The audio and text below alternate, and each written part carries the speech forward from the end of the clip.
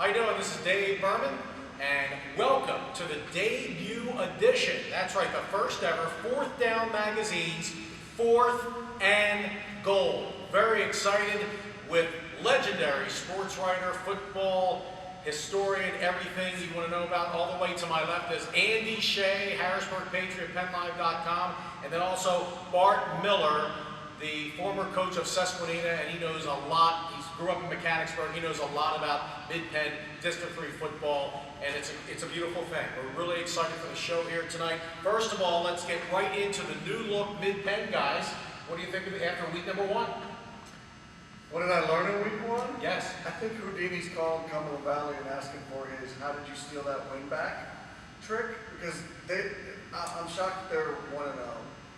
I think we also learned, Coach, that the late game heroics is alive and well. Who knows what's going to happen in the Commonwealth Division? A couple of names I'm intrigued by. I think Jordan Misher is the second best running back in the entire Mid-Penn Conference. State College. Yeah, State College running back. 226 against a very good Springford defense. That to me says something. I think he's the best running back in the Commonwealth, and I think he's the second best back in the entire conference, behind Andre Robinson from Bishop McDevitt. That's a player I really want to see. I got a peek at him last year against Harrisburg, and I think he's gotten bigger and stronger this year. And I think they're going to use him, thankfully, there. And I think Matthew Peck, any kid from Waynesboro that's doing big things, I want to see that kid. That's awesome. So I want to see Matthew Peck. I learned that he had a big first week. I think there's more running teams. I think there's a lot of young teams. And I think there was a lot of ugly football sort of carved out into some wins by some teams in week 1. Coach? Well, and that's a week 1 thing. It is. It's going to hopefully progress as they go through. We're looking for the most improvement, I think, between weeks 2 and 3. But I want to go back to that Cumberland Valley game we talked about. They won a game because they're Cumberland Valley. That's a good point. That is a good point. Spring Grove comes up from York County. I mean, there's everything, every dynamic in that game. Total yards, almost doubled. Spring Grove almost doubled. Penalties, Cumberland Valley had more penalties. Turnovers, Cumberland Valley lost a turnover battle. How do you win a football game like that? That's hard to believe. They do. I mean, there is an element that they still are Cumberland Valley, but Coach, that ain't gonna last very long. No. That's not gonna last very long. I agree with you, but some crazy things happen there at the Chaps. Yeah. Susquenita Township's got to find out who it is and what the heck happened. I mean, we both agreed, I think we all agreed that Conrad Weiser had the kind of DNA to make them 0-1, but did they have them? They made them 0-1 in an embarrassing fashion. I mean, Susquenita Township took 2 steps backwards, I think, as a football team. But there's something there that they've got to figure out. 41-16 to Conrad Weiser, and giving up over 400 yards rushing spells capital T to trouble to me. I think those were the things that stood out to me the most. And 61 points scored up in Mifflin County. Yes, I couldn't resist it. It jumped off to me. I'm sorry. Dave Burman, 105.5 WCHX, longtime voice of Mifflin County sports. 12 years old. And our team of Mifflin County lost to Du Bois 61-38, but Du Bois is loaded offensively. Quarterback French. You're not happy. We can score. We got a transfer from that. Tyler Schreiner. It doesn't matter how many you score. Okay, we'll beat Williamsport this week. Okay, you beat Wayne. Then we go to downtown West Mifflin County in 2 weeks. Yeah, and I liked my former colleague Eric Eckler, that he said Harrisburg did not have a beautiful painting, but they won a football game. And I think the less drama and the more you hear about Harrisburg not having any problems and sort of painting and maybe winning a little ugly, I think that's the kind of football team that they're going to want to be. I really, really think they are. And, you know, when they're playing that, you know, Legend Series against, you know, McCaskey and York and Harrisburg, and I kind of like that. But, and lastly, I wanted to say, what's different about this Mid-Penn season, in my opinion? Harrisburg and McDevitt will not play. Yes. And I think we'll talk to Coach Cal about that coming up. All right, you are watching the debut edition of Fourth Down Magazine's Fourth and Goal. Dave Burman, Bart Miller, Andy Shay. The gentleman to my left here. Carlisle wins 43-28 over Mechanicsburg. 2 wins in a row. 2 wins in a row for the Herd, beating Harrisburg at the end of last year, and then the win the other night. All right, go Herd. You know, for Coach Oswald, good for him. Yeah, I love Coach Oswald. I taught him when he was in 8th grade. I coached them in basketball. Date yourself. Yes, Yeah. I Do know. not date yourself. Well, if you had seen him playing basketball as an 8th grader, you would be impressed at the coach he's turned out to be nowadays. But Anyway, that was actually one of my surprises of the Mid-Penn here early on in the season. I thought Mechanicsburg had a lot of athletes out there. I've been to a couple of practices, and I really thought that they were poised, to make a move. And I didn't think Carlisle really had enough coming back to give them the game. So I was a little bit surprised by that. yeah, I was a heads or tails on it. I thought it was a toss-up game all the way. I couldn't figure out who to pick, whether it was Carlisle or Mechanicsburg, because I don't trust, for all the talent that I see on this Mechanicsburg team and all the experience that I see, I don't trust it to be consistent, and I don't trust it to show any heart. Carlisle had a lot of guys back then. They did from a bad football team, Right. from a really, really bad football team. But, the one thing they'll do, and we're going to show some highlights of the Carlisle Mechanicsburg game coming up. You're going to see some improvements up front for them, which was important. And I think they kind of figured out who their running back is. But, don't forget they still gave up, over 420 yards to Mechanicsburg, in this game. But I just don't trust that Mechanicsburg team. There seems something a little disjointed to me. That's carried over from last year, and they can't figure out what their identity is. Well, I'd like to see the Cats run the ball a little bit more. Coming from a background of a line coach, that's what I watch when I watch a game. Mhm. Is line getting off the ball, opening the holes, and there's no better help to your defense than having a good offensive line and a run game. You give up that many points in your opener. Right. I know they got a guy who can chuck it all around the field. They do. I mean, Tyler Schuster could throw it all around the field, and they have a really talented running back. Yeah. Shane Brown is a good high school running back. But, what's Mechanicsburg's biggest question mark? What's Mechanicsburg's biggest question mark been for the last 5 years? What can they do up front? Can the line? Can the line? Can the line? I mean, when's the last time you didn't hear about Mechanicsburg? You say, well, it's all about the line. It's been a while since that, and I agree with you, Coach. I'd love to see them run the ball more. I think it'd be better to turn the focus a little bit more on the running back, give him the ball a little more, and take a little bit of that heat off Schuster. I mean, he threw the ball 44 times. I mean, not Schuster. 44 times. Tyler Schuster threw the ball 44 times against Carlisle. Now, I know they were chasing, but you still got to run the ball more. But here's the thing, and I'm going to agree with you and disagree with you, is he's not durable. He's always a little nicked, a little banged, a little ankle, a little this, a little that. So to me, it says you can't put it in his hands because he's not durable. But he is a weapon, and he's a very good weapon. But I just don't think they know how to use it. Right? It's an opportunity for one of their younger kids maybe to step up. Maybe they can come up with a different style of running back, or maybe a banger in between the tackles. Good call. Something like that is a little bit of a change up. Well, let's talk about the Carlisle quarterback, 3-year starter. Yeah. Burman. Yeah, he's still a chucker. I mean, he's not a passer of the ball. He's a chucker, as we're going to see.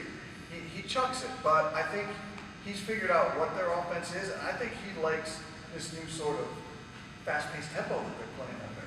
It seems to suit him more, and he's got more than one weapon. He's got a couple at wideout, and they've got, Tyler Green's a running back, and I think they figured that out.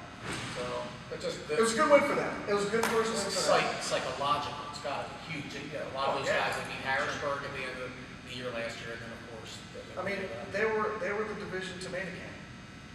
So, they've been for 2 years, they've been the division tomato can. I mean, everyone stomped on them, squished them, and kicked them around. So, they beat Harrisburg at the end of the season. Now they won their first game in 2014. With Mechanicsburg, maybe if they can get some more birds. Yeah, Chambersburg. You got to make them a favorite against Chambersburg. Play more birds. Yeah, that was Play more I'm birds. surprised about Chambersburg. The Carlisle D still needs improvement. Oh, absolutely. They got a little work to do. But hey, they're 1-0. Take it, coach. You're 1-0. All right. Okay. Let's do some highlights.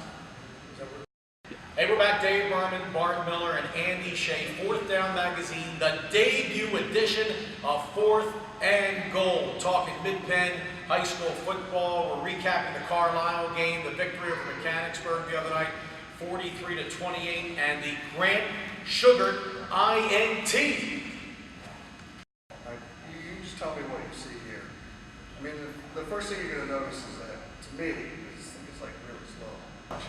Do not throw this ball. That's a bad decision by the quarterback. I know that was your call, but if it's not there, you got to learn. Okay, now we're going to check out Billy Berger, double B, a 40-yard scramble for a touchdown. I mean, this looks like one to me all the way, Coach. I agree. It looks like it. I'm not sure if it was a misdirection at the outset, but a lot of the flow went to the outside, and Berger just cut it back up inside, and just blocked very well downfield. I think it was a great run, and nothing but pain. And the maroon seat. Hard. Yeah, that was bad defense as well. But it was well blocked and executed, which is something that's for teams that struggle to score points as bad as Carlisle did. That's a good sign. And there's nothing tougher to defend than a mobile quarterback. Yes. You got a guy who chuck a little bit, run a little bit. Yep. That makes it awfully difficult. I agree. Dave Burman back. We are with, well, first of all, I want to tell you, it's Fourth Down Magazine, the debut edition, 4th and Goal. And we're doing the show from the Harrisburg High School training area. Thank you to the Cougars for helping us out here. Now we have Dave Brixius to my right from Explosive Sports in Harrisburg. He's going to do a demonstration with a good-looking junior quarterback for the Camp Hill Lions, Michael Shuster. All right, guys, take it away. Hey, thanks. All right, one of the drills we're going to do here for Mike, since Mike's a quarterback, we're trying to get him to get better arm strength, being stable up here so he keeps himself strong throughout the whole season, but also the core. Two big areas that I like to work with the quarterbacks are the core and the cuff, all right, to kind of break it down into. So Mike's going to start out real basic exercise here. It's a walking lunge, but he's going to take two balls. They're about 2 to 4 pounds heavy here. He's just going to do a walking lunge, keeping them up at a 90-degree angle. So go ahead, Mike, cross. Keep that chest up, keep the core nice and tight. Excellent. Now he's coming back. He's going to rotate. So he's going to keep it up, but as he comes back, he's going to step out, and he's going to rotate. Excellent. To the side he steps out to. All right, now we're getting that rotational movement in. All right, real basic here. These are two, it's a great exercise. The one just going across, keeping the hands up at the 90, and then coming back, keeping them up, and then rotate. We do that about 10 yards down, 10 yards back. Do about 3 sets of those. You're going to see a huge difference in just stabilizing that shoulder region, which is key. Very, very important, but also that core. I can't tell you how important that is when you go to throw that ball. All that power is generated from that core region. And as Mike gets that in, that rotational movement, he's going to develop that, as we already know. If you haven't seen Mike play, phenomenal arm. Definitely gets the ball where it needs to go. Has a great, strong core. And that's something that we have implemented with Mike. Hi, I'm Bart Miller, former head coach of Susquenita with Camp Hill quarterback Michael Shuster. We're here to talk a little bit about his mechanics, his progressions, and what he is actually doing when he steps up to the line of scrimmage. We were talking before what his coach is looking for when he steps up here, but basically it comes down to him being the leader out there in the field, making sure, number one, everybody's in the right spot. Coach will call formation in a base play, and then once that happens, it's up to Michael to make his pre-snap reads. We 1 or 2 deep safeties, are corners playing off, are they stepping up, showing some man coverage. It's up to Michael then to decide where he's going to go with the ball. So he can't just be pretty, he has to be smart and athletic and make all the right decisions. So that's what we're going to talk about here today a little bit. If you were under center more, do you have any snaps at all where you're under center? Okay. If you're under center, obviously the first thing we'd be looking for is the exchange between center and quarterback, and then right from there be his first step, how quickly he gets back into his drop. Him being primarily a shotgun quarterback, obviously the first thing that we need to do is make sure he catches the football. So let's go through a couple things here. I'll snap the football. Let's just see a quick catch and throw. And so this is going to be just going on. Black 5. Black 5, set up. Okay. Quick step, throw. Go through it as you would at full speed. All right, get your feet, turn your feet, get your pitch, turn, take that ball up and get in the head. Black 5. Black 5, set up. Okay. Then steps and throws. His feet right away turn, his hips turn, gets the football high, and gets ready to release it. Okay? Get through a quick 3-step turn. Now, okay. Black 5. Black 5, set up. Okay, good. And it's pretty much the same mechanics every time. Now, all Michael has to do at that point is make sure he finds the right guy and gets the football. All right, here we go. Dave Burman. We are back now with the Fourth Down Magazine. This is our debut edition of Fourth and Goal. Yes, I'm the announcer for Mifflin County Huskies on the radio football, but real quick, I'm a Cougar shirt, because since '07, I've been the public address announcer here at Severance Field for Harrisburg. It's been an unbelievable experience. I love it. We got Calvin Everett with us. He is in year number 4 already as Harrisburg Cougar head football coach. And coach, rough start the other day, first half, and then you really just put it on. What did you learn from that first half performance? And what you tell the guys in the halftime? Well, I can't tell you everything that I told them at halftime, but I just told them that we weren't playing the type of football that we've been preaching all off season. But the main thing that killed us the first half was we were killing ourselves. So 2 turnovers. We were in a pretty good position moving the ball offensively. Defensively, I thought we played well. They did score the first half, but they stepped up the second half and took care of business. You've got some young studs too. Yes, I have some young guys that have a pretty good upside. There you go. Bart. Andy said earlier today about how you guys didn't win great yesterday, but you won a game. And that's as a former coach, I know that's all counts in my goal. But one of the things he said about that was that moving forward, he thought that would be the kind of team that would reap benefits from. You've done a great job the last 4 years. In the old days, the wheels would come off of Harrisburg and the wheels would be off. You've done a great job of keeping those wheels on. So how's an ugly win, we'll call it, yesterday go towards building something good the rest of the season? Well, I think it's good because we face some adversity, and like you said in the past, the wheels would fall off and be over, but they rebounded. Second half they came out, and for the most part they played lights out football that third quarter and put the game over. We were able to get the younger guys in. Well, I really like to have your secret in case ever just have to be back. Anything you'd like to share up here right now? That'd be very interesting. Really no secrets, just all off season, just testing their character, having them face adversity through, different types of conditioning sessions and weight room sessions and things like that. Just testing them all summer, all off season. So you've got a huge majority of the kids that bought into your program, believe in your tone, and they're ready to go. Yes, I'm in year number 4, so all of these guys are what I consider my guys now. They've been with me since they were freshmen. So the only thing they know is what I've been practicing and preaching. It's a good place to be. Yes, definitely.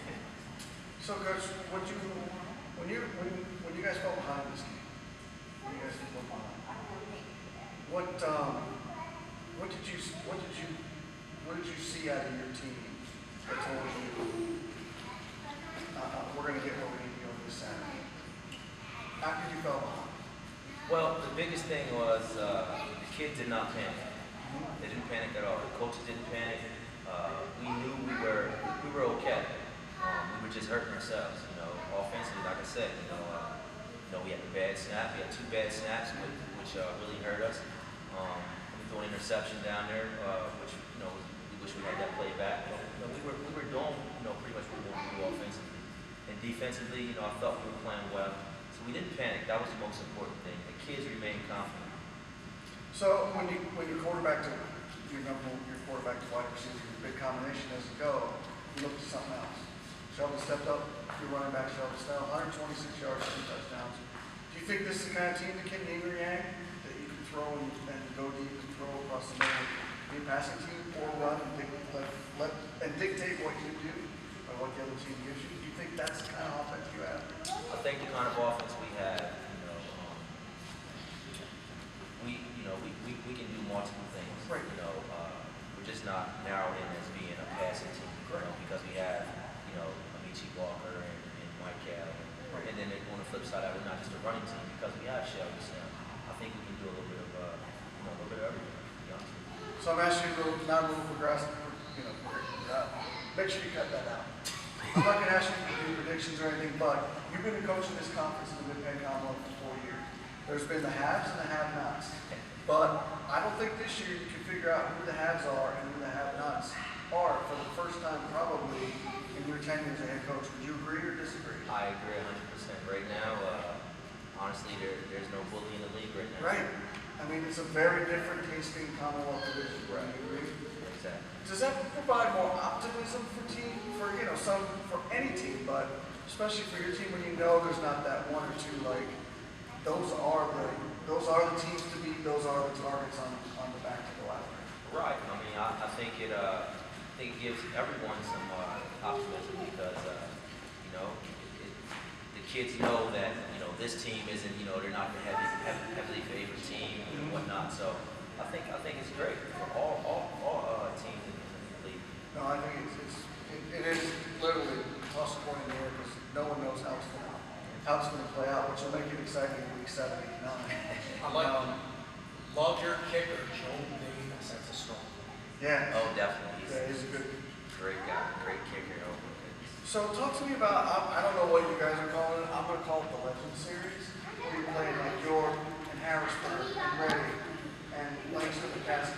You guys are all playing each other to begin the year, correct? Can you tell me a little bit about that and why it's so important and why you guys all decided to do it instead of playing the normal schedule that you had for the previous 3 years? Well, it's something that has been talked about for a while now to try to get the city rival thing going back. But we haven't played Cassidy in a long time, Reading in a long time. And from what I understand, back before my day, there were some pretty good games back then. Back all of our days, but in the day, fourth year coaching in the Mid-Penn Commonwealth Division. I think you could agree with me on this one that it is really more wide open than there ever is. There's no big dog on the line this year. Would you agree? I definitely agree. Right now, there's no clear-cut favorite. Right. What does that? Do you think that's a good or a bad thing, or is it good when there's somebody to chase and hunt down as the big dog? Or do you think it's better this way when everyone's sort of in the same mix? I think it's good, because it gives everyone some optimism, and it's also good because no one knows who's really going to, jump up and take control. Yeah, it will be different because it is really, you have no idea. One last question, Coach, before we get out. Thank you for your time. I mean, I'm going to ask it only because it's near and dear to my heart. They left Market Street, now they're left East End. Not playing McDevitt. I mean, is that good? Is that bad? Or don't you care? Honestly, I really Love it. That's good. I mean, if McDevitt's not on your schedule and you have to play them these last couple of years, that's good. Yeah, I mean, I'm not crying because we're not that. Right. I mean, if we had them on our schedule, then, we'll get geared up and get ready to play them. But they're not on the point about who's on our schedule. I don't care who it is. Great. Good luck against Reading. Thank you very much. Appreciate that. Wrapping up the show, week number 2 is right around the corner. A lot of every weekend there's big games. We'll start off with Coach Miller. Well, week 1 I was a little bit surprised at how easily Lower Dauphin handled Middletown. My history with Middletown is there were some strong, physical, hard-nosed kids. I watched that film, and I was very impressed with the way the Lower Dauphin offensive line got off the ball. They changed that line of scrimmage. They were always playing on Middletown's side of the field. So I'm anxious this week to see how they do against Cedar Crest. I think Cedar Crest hopefully is going to be physical. A little bigger, a little more physical, yeah. They'll get a little different cases when we go. But I'm anxious to see how they do again. Yeah, that's not a bad one. I'll go with one and we'll go back and forth here, Coach. I mean, Steel High got its nose bloody going up against Bishop McDevitt. Good for them for taking the game. I mean, I give full props for taking that game because I don't know if I would have taken that game if I was our head coach. I'd have been like, I don't want to play those guys. But they took the game. They got run over as expected.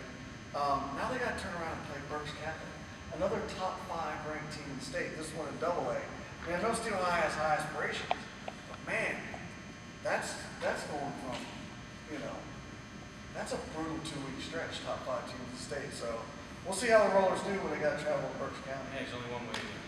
Yeah, and they're going to benefit later for it. Absolutely. They will absolutely benefit later for it, but they might have a little puffy face after these first 2 weeks. And I don't know how strong the rest of their division, the Capital Division is. No, yeah, I agree. I'm not sure if there's a clear-cut favorite in there either. Right. I mean, I think another good game we can win is Susquenita Township. We'll put out the APB for them as a football team. Where where is Hannah? And it's not good to go to Landisfield and face CD or East this year, but particularly CD. I think that's a real tough matchup for Hannah in week 2. I have 2 predictions. Mifflin County, after getting beat 61-38 by New Boys, will win this week. Blowout Williamsport at Mitchell Field. And I predict Harrisburg will blow out Reading in Reading. Okay, well, I'm not going to make any homer picks because, you know, I don't have any homer picks. I think that's realistic. The game of the week this week is CD East and Wilson. Oh, You got to go to Gershie Stadium and up in Wilson, Westlawn. That Central Dauphin East defense will get a true test from Wilson, and who just barely beat Governor Mifflin. But to me, that's the game of the week that featured a Mid-Penn team. Central Dauphin East traveling to Wilson. There's several good games of week 2. I'll be interested to see also how Cumberland Valley does at Central York. Central York's a little better than we think. all right, thanks a lot, guys. Really appreciate it. Andy Shay, there he is, and Bart Miller. I'm Dave Burman. This has been the debut edition, 4th Down Magazine, 4th and Goal. Talk to you this weekend. See you next week.